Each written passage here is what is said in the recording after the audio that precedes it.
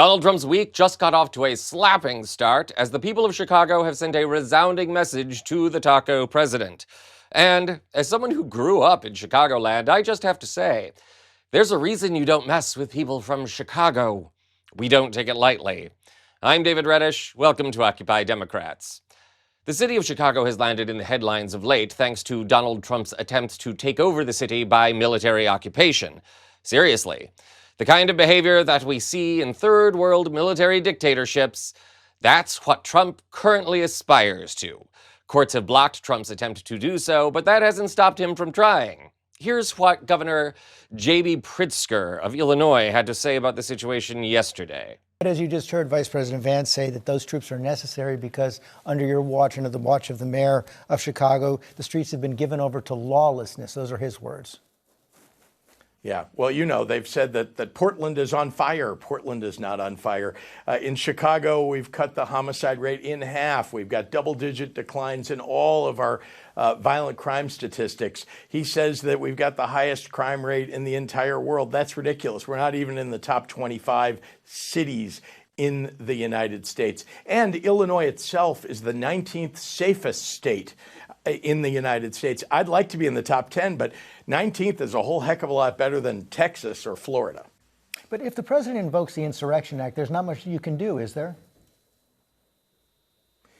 Well, the Insurrection Act is called the Insurrection Act for a reason. There has to be a rebellion. There has to be an insurrection in order for him to be allowed to invoke it. Again, he can say anything he wants, but if the Constitution means anything, and I guess we all are questioning that right now, but the courts will make the determination.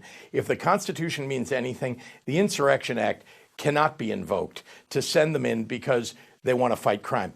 Let me add that they're claiming in court that that's not the reason that they're calling up troops to send them into our states.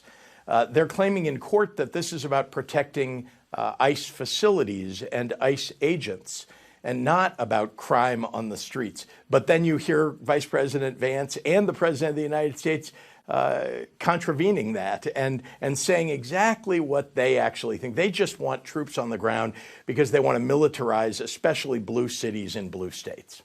Governor Pritzker, thanks for your time this morning. Thank you, George. And if you think Pritzker owning Trump and his illegal actions is satisfying, stick around.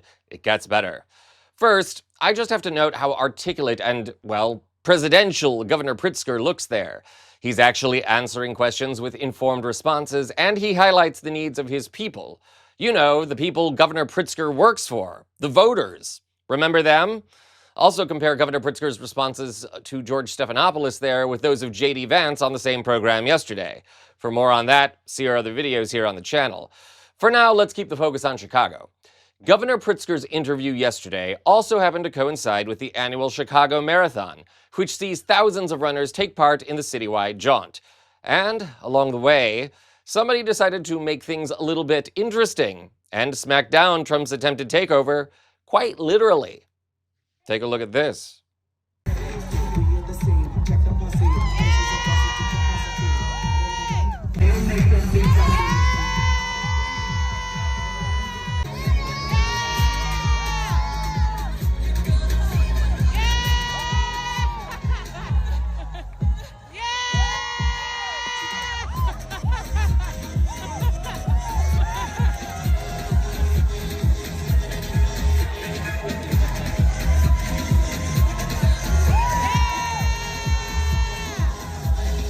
Okay, you know, we shouldn't admit it, but it's satisfying to watch, isn't it? And I have to wonder how many runners actually punched that dummy, as it were. Can we run that again?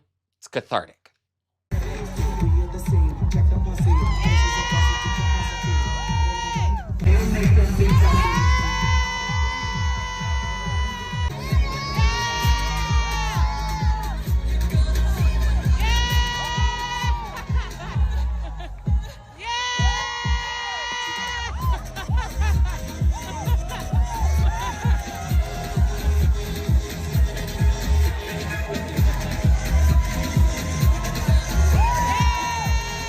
So, like I said, don't mess with folks from Chicago. We know how to fight back, we know how to look cool whilst we're doing it, and we know the best kind of pizza we're serving afterward. Gino's East, people. Try it if you visit. And let's all hope the Trump smackdown continues, albeit in the courts, where judges can block his illegal actions, and in the Congress, where Republicans might join Marjorie Taylor Greene in growing a pair, calling out this shutdown as a Republican stunt, and getting those Epstein files released. Again, see our other videos for more on that. For now, I stand with the people of Chicago. That dummy in the White House has got to go. The dummy on the marathon route, he can stay. This is Occupy Democrats.